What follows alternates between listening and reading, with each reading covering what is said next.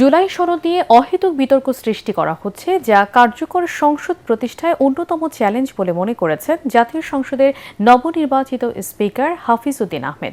Deputy speaker barrister Kaiser কামালকে নিয়ে শহীদ প্রেসিডেন্ট জিয়াউর রহমান ও সাবেক প্রধানমন্ত্রী বেগম খালেদা জিয়ার সমাধিতে শ্রদ্ধা নিবেদন শেষে তিনি কথা বলেন। এ সময় ফ্যাসিবাদ ঠেকাতে সংসদে ওয়াকআউট করার বিষয়ে বিরোধী দলকে সচেতন থাকার আহ্বানও জানান স্পিকার। সংসদে সরকারি এবং বিরোধী দল মানুষের আকাঙ্ক্ষা বাস্তবায়নে কাজ করবে বলে প্রত্যাশা হাফিজ উদ্দিন আহমেদের। এর আগে জাতীয় স্মৃতিসৌধে মুক্তিযুদ্ধের মহান শহীদদের প্রতি শ্রদ্ধা জানান স্পিকার ও ডেপুটি স্পিকার। আরও জানাচ্ছেন মুশফিকুর রহমান।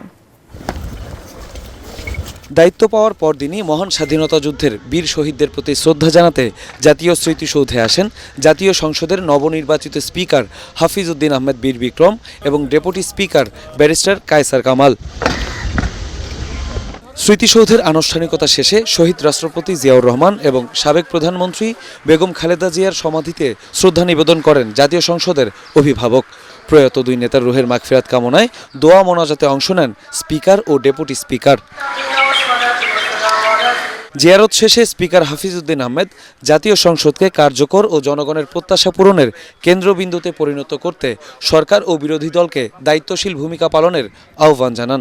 ত্রয়োদশ জাতীয় সংসদ মুক্তিযুদ্ধের লক্ষ্যসমূহ সাম্য, মানবিক মর্যাদা এবং সামাজিক সুবিচার লক্ষ্যে সর্বাত্মক উদ্যোগ গ্রহণ করবে। সরকার এবং বিরোধী দল উভয় মিলে বাংলাদেশের জনগণের আশা আকাঙ্ক্ষার বাস্তব রূপ দেওয়ার জন্য উদ্যোগ গ্রহণ করবেন, এটাই আমরা কামনা করছি। এ সময় স্পিকার জুলাই সনদ নিয়ে অহেতুক বিতর্ক সৃষ্টি না করার আহ্বান জানান। অহেতুক জুলাই সনদ নিয়ে একটা বিতর্ক করা হয়েছে, যেটির কোনো প্রয়োজন ছিল না। জনগণের নির্বাচিত প্রতিনিধিরা সংখ্যাগরিষ্ঠতার ভিত্তিতে যে ডিসিশন নেবে সেটাই সবার মান্য করা উচিত। রাষ্ট্রপতি সম্পর্কে তাদের যে মনোভাব সেটি তাদের একান্ত নিজস্ব। আমরা আশা করব আগামী দিনগুলোতে ওয়াকআউট করার সময় তারা আরও সতর্ক থাকবেন, এমন কিছু করবেন না যাতে ফ্যাসিস্টের আবার পুনরুত্থান হওয়ার সুযোগ হয়। সরকার এবং বিরোধী দল যাতে জাতীয় সংসদে নির্বিঘ্নে দায়িত্ব পালন করতে পারে সেই পরিবেশ নিশ্চিত করতে স্পিকার ও ডেপুটি স্পিকার নিরপেক্ষ ভূমিকা পালন করবে বলেও জানান হাফিজ উদ্দিন আহমেদ। মুশফিকুর রহমান, এটিএন বাংলা, ঢাকা।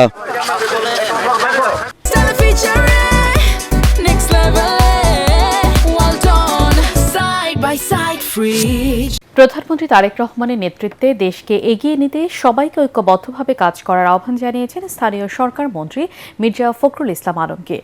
রাজধানীর কৃষিবিদ মিলনায়তনে ঠাকুরগাঁও সমিতি আয়োজিত ইফতার দোয়া মাহফিলে তিনি কথা বলেন। তদবির নয়, সরকারি কর্মকর্তাদের বদলির ক্ষেত্রে মেধা দক্ষতাকে গুরুত্ব দেওয়া হবে বলে জানান স্থানীয় সরকার মন্ত্রী।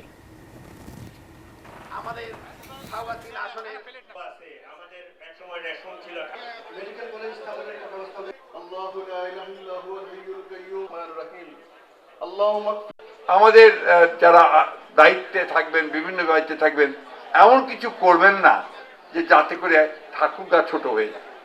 এই কাজটা করবেন, এটা আপনাদের কাছে আমার অনুরোধ থাকবে।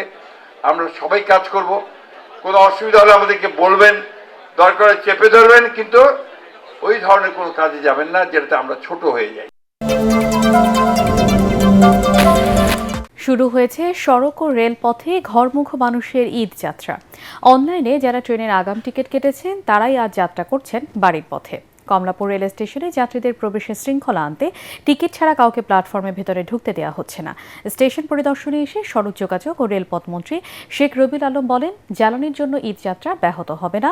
15 মার্চ থেকে গণপরিবহনে পর্যাপ্ত পরিমাণে তেল সরবরাহ করা হবে। বিস্তারিত জানাচ্ছেন তৌহিদুর রহমান তুহি। শুরু হলো ঈদযাত্রা। রাজধানী ছাড়তে শুরু করেছেন কর্মজীবী মানুষ। ট্রেনে যাত্রীর বেশি চাপ নেই, নির্দিষ্ট সময়ে ছাড়ছে ট্রেন। পরিবার পরিজন নিয়ে খুশি মনেই বাড়ির পথে যাত্রা। আগের চেয়ে একটু ভালো বোঝা যাচ্ছে। তো সবসময় রাইট টাইমে যা, মাঝে মধ্যে ট্রেনগুলো লেট করে আর কি, 15 মিনিট 20 মিনিট এরকম। পরিষ্কার পরিচ্ছন্ন দেখা যাচ্ছে অন্য সময়ের তুলনায়, ভালোই দেখা যাচ্ছে পরিবেশটা সঙ্গে সঙ্গে। যারা অগ্রিম ট্রেন ও বাসের টিকিট কেটেছিলেন তারাই রওনা হয়েছেন। ট্রেনের টিকিট আগেই সব বিক্রি হয়ে গেছে। তবে বাসের টিকিট এখনও কাউন্টারে পাওয়া গেলেও অতিরিক্ত ভাড়া আদায়ের অভিযোগ যাত্রীদের। ভাড়া ফরিদপুরে 400 টাকা হলেও এখন নেওয়া হচ্ছে 500 টাকা, যেটা আসলে আমরা প্রত্যাশা করি না। এর আগে যাইতাম 650-700, এখন 800 নিয়েছে। যে 100 টাকা বেশি হচ্ছে। এটা ঈদের বাজারের জন্য। আমি অলমোস্ট 2 থেকে আড়াই ঘন্টা দাঁড়িয়ে আছি এখানে।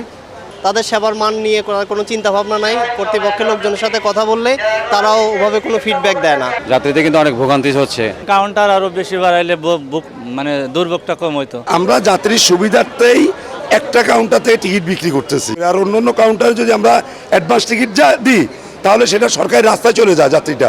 সকালে কমলাপুর স্টেশন পরিদর্শনে আসেন সড়ক পরিবহন ও রেলপথ মন্ত্রী শেখ রবিউল আলম ও প্রতিমন্ত্রী হাবিবুর রশিদ।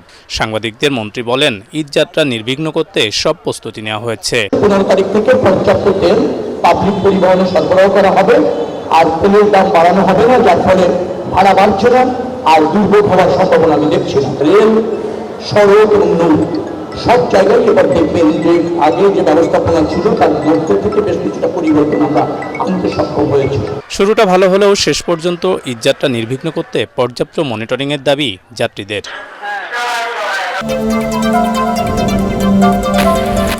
অতিরিক্ত ভাড়া আদায় এবং পরিবহনে চাঁদাবাজি বন্ধে কঠোর ব্যবস্থা নেওয়া হবে বলে জানিয়েছেন ডিএমপির ভারপ্রাপ্ত কমিশনার মোহাম্মদ সরওয়ার।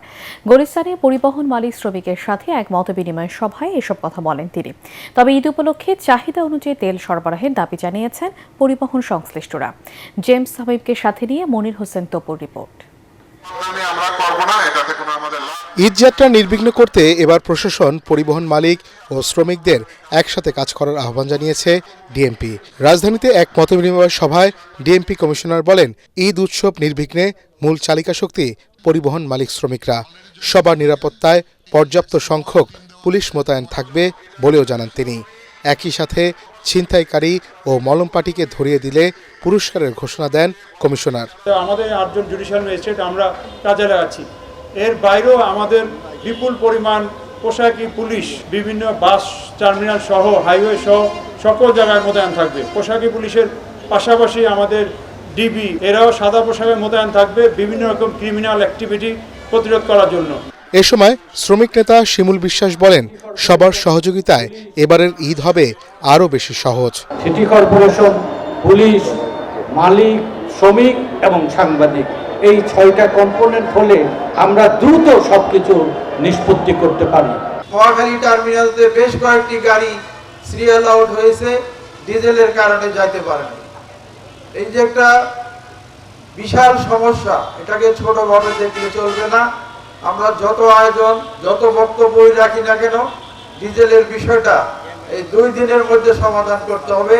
যে গাড়িতে যতটুকু ডিজেল প্রয়োজন তার ট্যাঙ্কি ফুল করে ডিজেল দেওয়ার জন্য। ডিজেল কোনো খাওয়ার জিনিস না। এর আগে রাজধানীর উত্তরার কামারপাড়ায় মোটরযান ওয়ার্কশপে অভিযান শেষে ডিআইজি আনিসুর রহমান বলেন, ঝুঁকিপূর্ণ যানবাহন ঈদের সময় চলতে দেওয়া হবে না। ঈদের 3-4 দিনের মধ্যে প্রায় 1 কোটি লোক, ন্যূনতম 1 কোটি লোককে কিন্তু তারা নারীর টানে এই শহরকে ছেড়ে যায়। তখন একটা প্রচণ্ড চাপ তৈরি হয়, প্রচণ্ড চাহিদা তৈরি হয়, এবং এই কারণে যে সমস্ত গাড়িগুলো দূরপাল্লায় যাওয়ার মতো সক্ষমতা নেই সেই সমস্ত গাড়িগুলো চলে যায়। জ্বালানির সংকট নেই, সরকারের পক্ষ থেকে বারবার এই আশ্বাস দেওয়া হলেও তেলের অভাবে রাজধানীর অনেক পেট্রোল পাম্প আজও বন্ধ রয়েছে। ফিলিং স্টেশন সংশ্লিষ্টরা জানান, ডিপো থেকে পর্যাপ্ত তেল সরবরাহ না করায় বাধ্য হয়ে বন্ধ রাখতে হচ্ছে পাম্প, ফলে ভোগান্তি কাটছে না গ্রাহকদের। এদিকে সাপ্তাহিক ছুটির দিনেও ভোর থেকে পাম্পগুলোতে ছিল যানবাহনের বাড়তি চাপ। বিস্তারিত জানাচ্ছেন জামিল হাসান শান্ত। ছুটির দিন সকালেও পাম্প খোলার অনেক আগে থেকেই যানবাহন চালকদের দীর্ঘ সারি। সড়ক ফাঁকা, তবে যানজট লেগে আছে তেল নিতে আসা যানবাহনের লাইনে। শুক্রবার সকাল থেকেই রাজধানীর পেট্রোল পাম্পগুলোতে এ দৃশ্য দেখা যায়।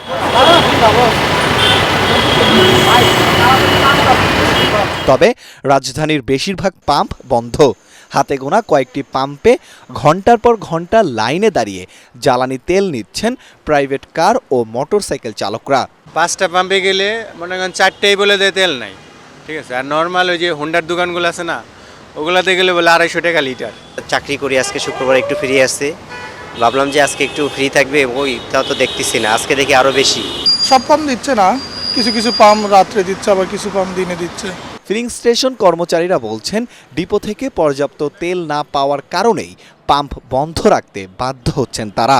কালকে যতটুকু তেল আমরা আনছিলাম ওটা টোটালটা দেওয়া আমাদের শেষ হয়ে গেছে, যার কারণে আপাতত তেল দিতে পারছি না। অর্ধেক দিতেছে, মানে আগে যদি আনতাম 13,500, এখন দিতেছে 6,000, 7,000, 8,000 এরকম দিতেছে। তবে সরকারের পক্ষ থেকে বলা হচ্ছে সংকট মোকাবেলায় পরিমিত হারে তেল সরবরাহ করা হচ্ছে।